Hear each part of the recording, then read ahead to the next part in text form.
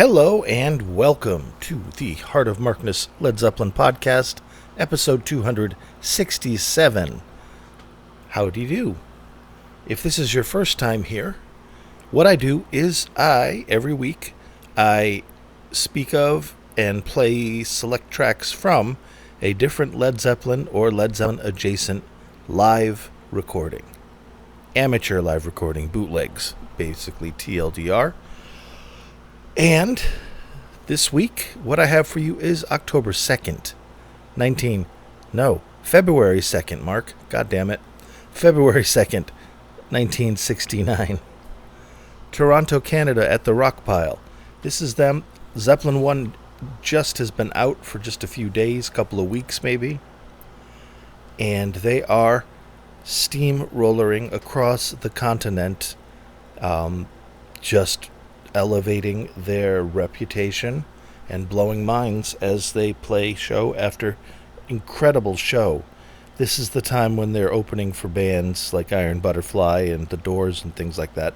And not often, but there were times when the band that they were supporting would refuse to come out on stage. Happened at least once with Iron Butterfly, I think it was, because Led Zeppelin blew them off the stage. And this was before the album came out, when they had nothing and nobody knew. So this is an incredible time in hungry young Led Zeppelin's life. They just hit the ground running in the States at the end of December, very, very, very, very end, post-Christmas, in Denver, and then Spokane. Portland, too. I believe they played Portland, Oregon, although only the Spokane show is extant. So they are just... The tap is wide open. Their purpose is to conquer America, and they spent almost the entirety of 1969, tour after tour after tour, going from supporting act, and special guest, to named supporting act Led Zeppelin, to Led Zeppelin playing the club, to Led Zeppelin playing bigger clubs, to Led Zeppelin playing theaters, and then by the end of the year, we've got Led Zeppelin playing, the Royal Albert Hall in January of 1970, and then from then on, it's stadiums and arenas for the rest of their career. Unbelievable. That is a short runway for such a high elevation. Good for them. Good for them. What I'm going to play for you are a couple tracks from this show. This is a show released by the CRW_CO taping trading group. I've mentioned Gems lots of times. This is another one that is just...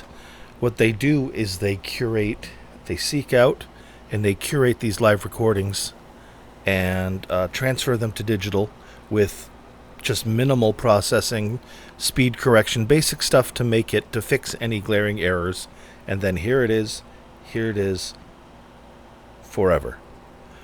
And they do God's work, like the Gems group, the Gems group was curating the Mike Millard collection.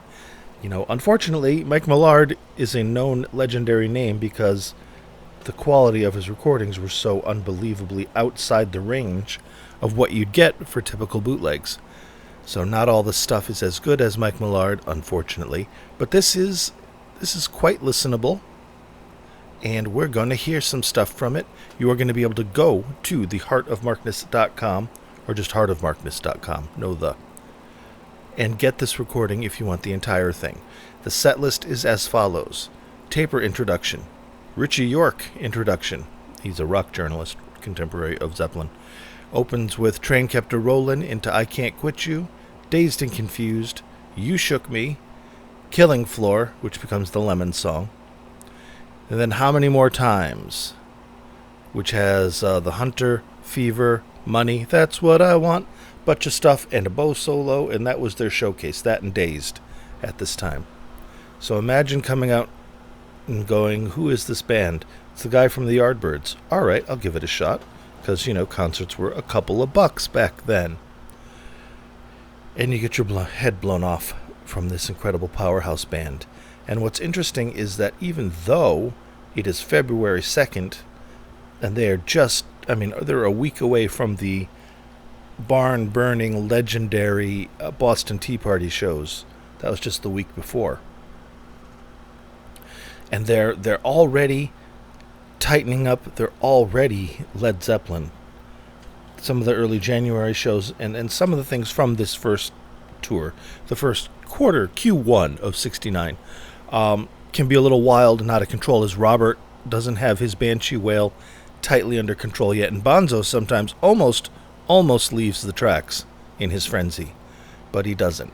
So what we're going to hear right now is we're going to hear that what you would hear when they took the stage and started playing. I'm going to do Train Kept A-Rollin', and then go straight into I Can't Quit You Baby, because that's how they did it. And instead of having just the jarring end of the song, I'm going to go with the flow. Now, a little bit of warning with I Can't Quit You. The sound degrades significantly during that. Almost looks like he maybe had to hide his microphone and his coat or something. But if your bootleg ears adjust, you can still hear the voice and the guitar, and it does start to get better towards the end of the song. But just heads up, it does get not ideal. So if you get to that point and you're like, I can't listen to this, just fast forward a few minutes until I'm talking, and then we'll get going, because the other song I'm going to play for you doesn't have that problem. So here we go. Train Kept A-Rollin', I Can't Quit You Baby. Imagine being somebody in the Rockpile, Toronto, February 2nd, 1969, seeing this cool new band that the word on the street is these guys are fucking incredible. And then, turns out, they're fucking incredible. All right, guys, here you go.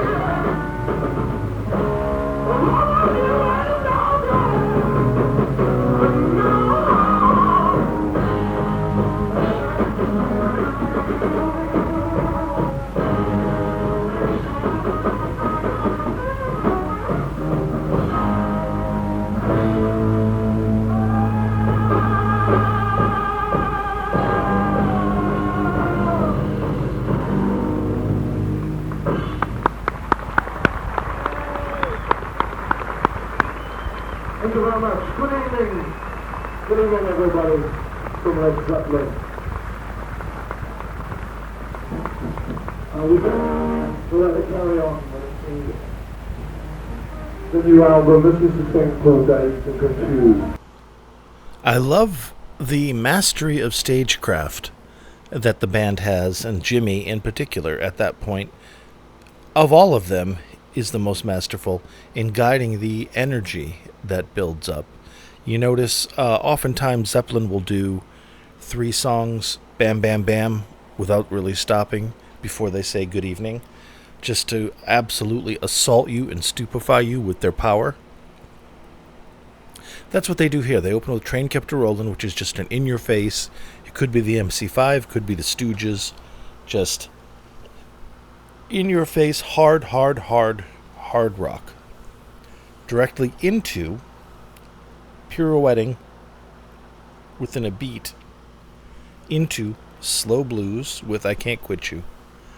Just blows the mind of the audience, and then when there's room to applaud, you get that thunderous adulation because they're like, holy shit, I have to applaud, but I have to applaud for everything I've seen for the last 12 minutes because it was intense. Very cool, very smart, very wise, and as is our boy, Jimmy. And it's interesting, I watched an interview with him from 2014 on his book, I think Jimmy Page by Jimmy Page, the photo book. It was a video interview, 92, I think it was, I can't remember. Anyway, 92 something was the watermark at the end, so it was probably a radio station, but he talked a lot about that channeling of the energy coming in and giving it back to the audience, and how as the audiences grew larger and larger, that game became more and more fun to play, but also you had to be much more facile in what you're doing, so you just don't get blown away by what would then be like 70,000 people cheering you at once, which is easy to be swept away in the surf of that massive outpouring. But to be able to grab that and then flip it back like highlight, just grab that, flip it back to them, back and forth, building on that energy until you get the thunderous orgasmic release that Zeppelin was so good at delivering. What a band, what a band, what a band. Speaking of bands, I'm going to do the spiel a bit early because although I played 3 songs, there's only 2 breaks on here. So, you can find me anywhere you can find me, which you know that because you found me. But I am a podcast. I am in podcast places. If you are listening to me on YouTube, for example, if you were to go to the actual legit podcast broadcast or go to SoundCloud.com and search for Heart of Markness, you'd be able to hear the show in better sound quality because although I am on YouTube, it is at a lower bit rate. It is a little bit more compressed.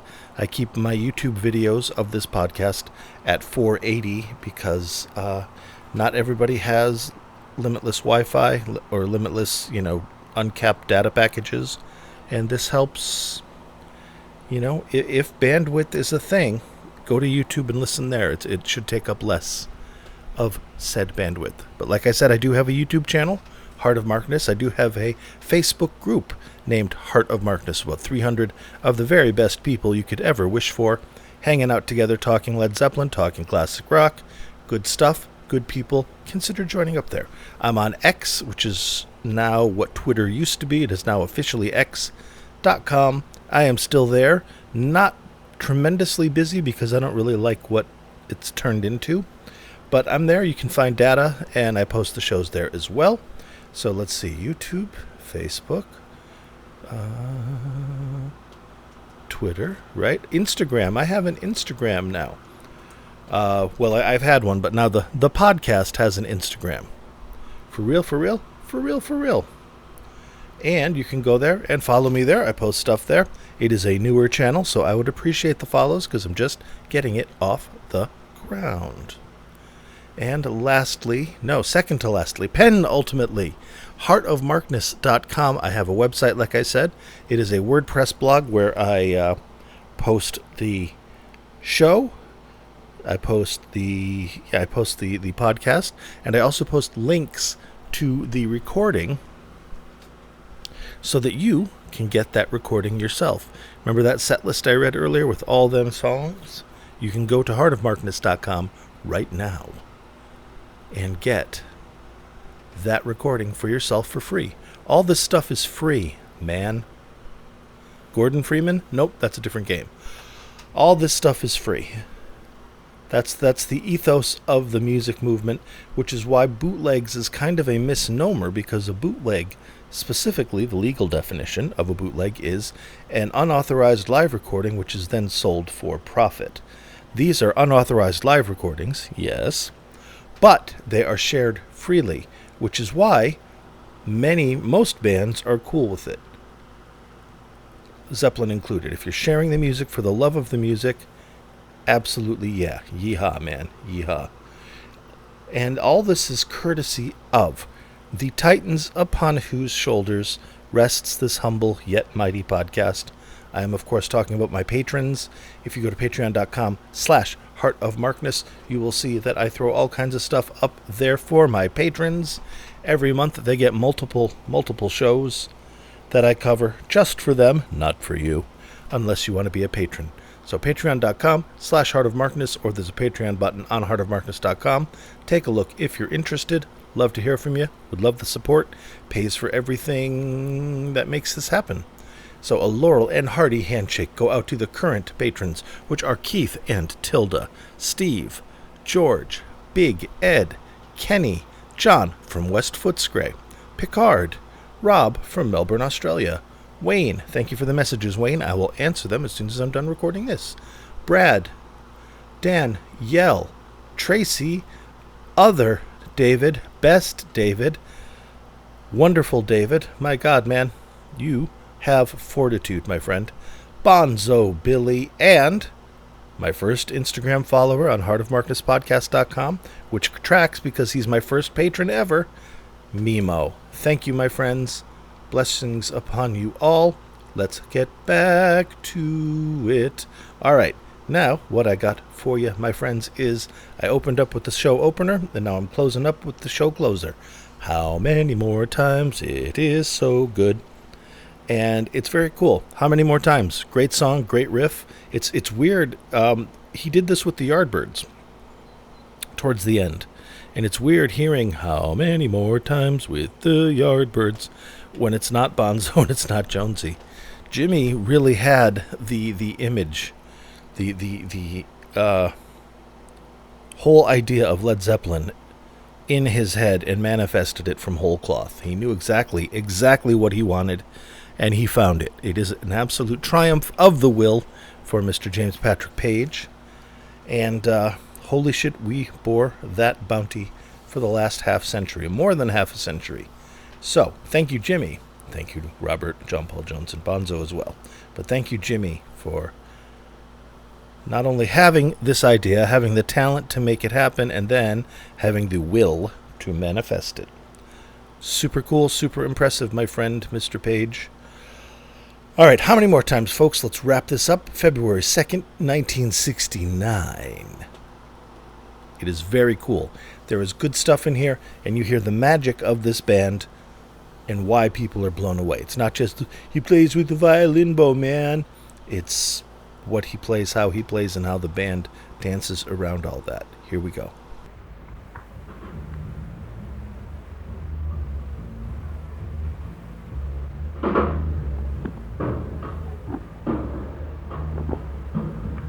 At this point, I'd like to introduce the group to you. Led Zeppelin. On bass guitar, John Paul Jones.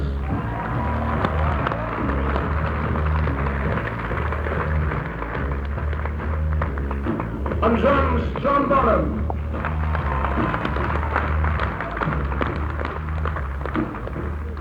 Lead guitar, Jimmy Page.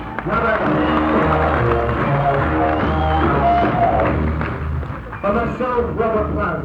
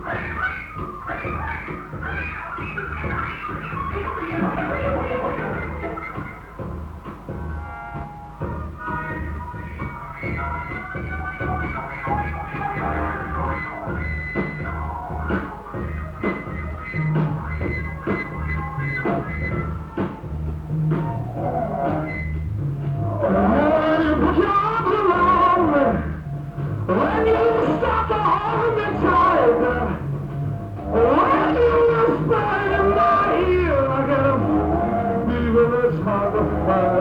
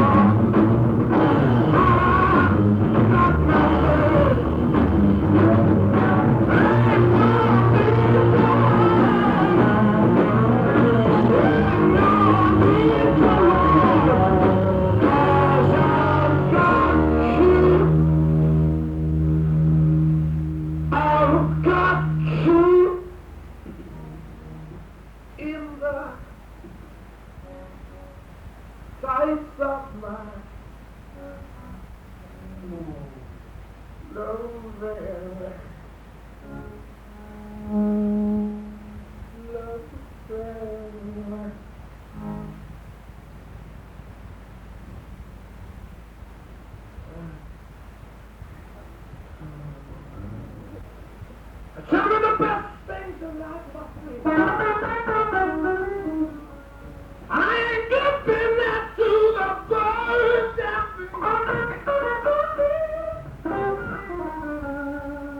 cause I've got you. I've got you. I've got you. I've got you.